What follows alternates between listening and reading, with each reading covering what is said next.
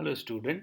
So this is our next video on Java tutorial series for ISC classes 11 and 12, and in this video we are going to cover an important topic called recursion in Java. So here we will see what is recursion and how really it works, and we will see one example also of recursion at the end of the video. So let's begin. So there are some key facts about recursion. So these are basically a function is said to be recursive if it call itself. So basically recursion is when a function is being called within itself or within the body of the same function. So that is called a recursive function or a recursive call, where we are actually calling a function within the body of the same function. So that will be called again and again. So in this recursive function, there are two cases, and these two cases are called recursive case and the base case. So each recursive function should have the two cases. One is called recursive and another is called the base case. Now, the base case is the case whose solution is pre-known and is used without computation. So for base case, we need not to do any computation, but actually this case is required to bring that recursive function to the halt, to stop. Okay, if base case is not there, then it will become an infinite recursion. That means it will never stop. So the base case is must. Now the recursive case is more general, is a case of problem where actually we are going to solve the problem, or we are going to do the all the coding. Okay, so in recursive case, we will have all the codings to perform particular task, whereas the base case is always there to give a pause or a to stop the recursive function. Now, infinite recursion is when a recursive function call itself endlessly. Make sure there can be a situation when a function or a recursive function call itself endlessly or continuously without stopping. So that is called infinite recursion. So it is more or less like infinite loop, which we have already discussed using the looping construct while, do while, or for. So it is more or less exactly the same. Now, if there is no base case or even a base case which is never going to execute, that goes to infinite recursion. Fine. That is very simple. That means if we have no base case, that means we have no arrangement for stopping the recursive function, or we have a base case but the condition given is never going to satisfy, so that recursive function goes to infinite, and that is called infinite recursion. Like we have infinite loop where a loop is without condition or a condition which is never going to satisfy. Now iteration uses same memory space for each pass, whereas recursion use the fresh memory allocated for each successive call. So this is very important, that need to remember. Otherwise, so far we have seen there is hardly any difference between the recursion and the iteration that we use in loops. But the basic and the most important difference between the iteration and the recursion is that iteration use the same memory space in your computer's RAM. Okay, whereas in recursion each successive call or each call is executed or being allocated a new or a fresh memory space. So that is why if you have infinite iteration, your computer will keep on iterating or you know running as long as you will not stop it. Whereas in case of recursion, each time a fresh memory need to be allocated for a successive call. So if there is a case of infinite recursion, so what will happen? For each successive call, a new memory will be allocated, and then there will be a time when your memory of your computer memory is full because of it was in iteration or it was in recursion mode. So it was keep occupying the memory again and again, and there can be a situation where your memory is full. So that is called stack overflow error. So that we'll discuss in exception handling all those. So you must have understood this is the most important difference. Iteration use the same memory space, so there will be no situation where memory is full. Whereas in recursion, each successive call need a fresh memory. So there can be a situation where memory is full and your computer will stop responding. Now, recursive functions are relatively slower than the iterative counterpart. So because of recursion, a recursive function need fresh memory for each successive call. They A time will come when they'll acquire more and more memory. So that is why they are always slower than the iterative functions or iterative methods like loops, because they take less memory, so they are much faster. Okay. Now after this we are going to see a program based on iteration, sorry, the recursion.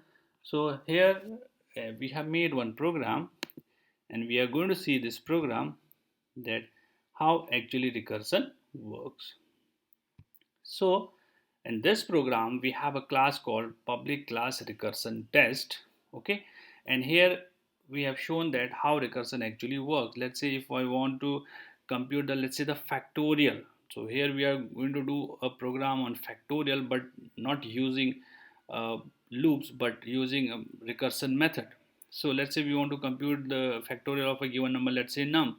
So how can we compute? That is simply num, that number multiplied by num minus 1, that is 4, multiplied by num minus 2, that is, let's say in case of 5 it is 5 minus 4 minus 3 minus 2 minus 1, etc. Because to compute the factorial of a given number, what we do, we multiply all the digits starting from that number till the 1. So it can also be represented as num multiplied by num minus 1, num minus 2, and then so on till 1. Okay, so the same logic we are going to apply with the help of this program. So we have a method called factorial test, which is returning integer type of value, and it is static in nature. And because of static, we can straight away call this, that because we have already seen one video on the static keyword. So this we are not going to discuss here. So, and this factorial test method, which is returning integer type of value, is accepting an argument of integer type called num. Now, looking at the situation or the condition, if num equals to 1 or less than equals to 1, what will happen when we will keep multiplying number and coming down from 5 to 4, 4 to 3, 3 to 2, 2 to 1? There can be a situation where when the value of num is less than or equals to 1, then it will return 1. This is our base case, because there is no such condition. We have already discussed about the base case. This is the base case because after repeated multiplication there can be a situation where the value of num will be equals to 1, because it is, as you can see, it is continuously decreasing. So when it comes to 1 equals to 1, it will return 1 and it will stop. So this is our base case, as we just discussed about the base case. Now this is our recursive case, where actually we are implementing the concept of recursion. So if the value of num is not 1, we will go to the else part for the rest of the cases, for 4, for 3, for 2, and for 5 also. So in that case, it is again going to return some value. And what value it is going to return? Here we'll see the logic. Now what we are doing, we are multiplying num multiply by factorial test num minus 1. This you need to look into. Here, have a look at this. We have this method called factorial test, and within the body of factorial test, look at this curly bracket open and close. Within the body of factorial test, we have another call for factorial test. So as you can see, within we have a method called factorial test, and in the body of the factorial test we are calling factorial test method again. So this is called recursion, where we know that we are calling a method inside the body of the same method. That is called recursion. So this is an example of recursion, where we are calling the factorial test method within the body of factorial test method. So what will happen? It will be repeatedly called. So initially the value of num is 5, then 5 multiplied by num minus 1, the 5 minus 1, that is 4. So what will happen, it will come to an halt because we are calling factorial test again. So what will happen, without executing, it will go back, it will come to an halt and will go back to the its body again, because this method is again being called from the same method. So it will go to its signature part and will start execution back again. So there was a call for 5 minus 1 for 4, will go back again, will come back again.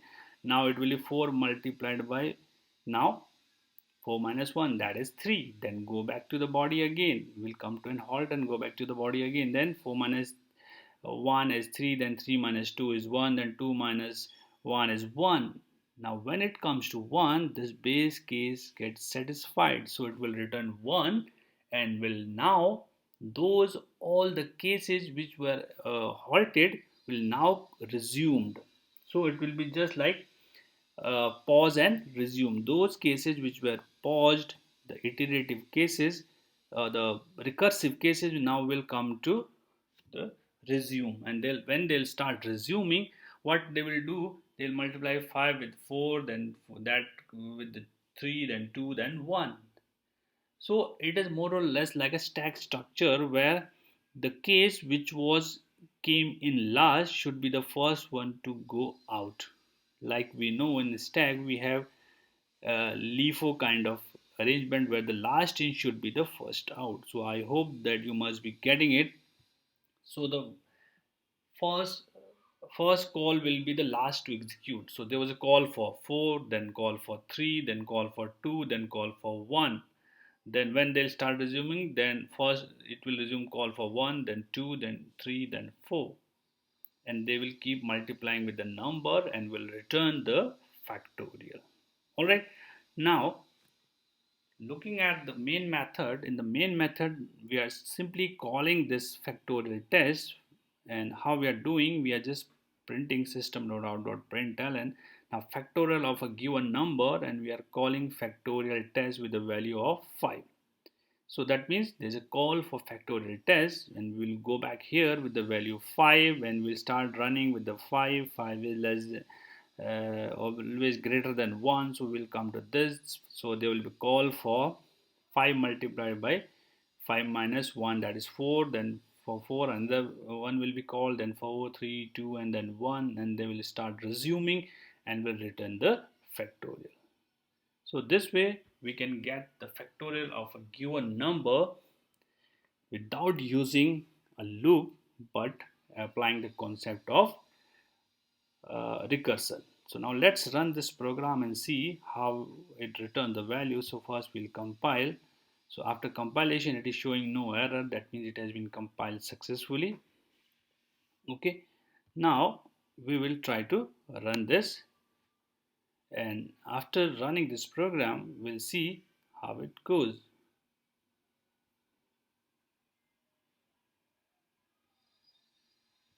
So we have successfully compiled this program. Now we will run this program and we'll see the output. So let's run this program, and after running this program, as we can see, it is giving the output that is 120. The factorial of given number is 120, and we know the 120 the factorial of 5, because in factorial what we do, we multiply the number, let's say 5 from to 4, then 5 into 4 into 3 into 2 into 1, and that comes to 120. So this was actually a program of computing the factorial of a given number, but using recursive technique. We have not used a looping here, but straight away the recursing, where a method is being called within the definition of the same method, and this way it goes to a recursion and compute the result. So I hope that this example was useful and will help out in understanding recursion in Java.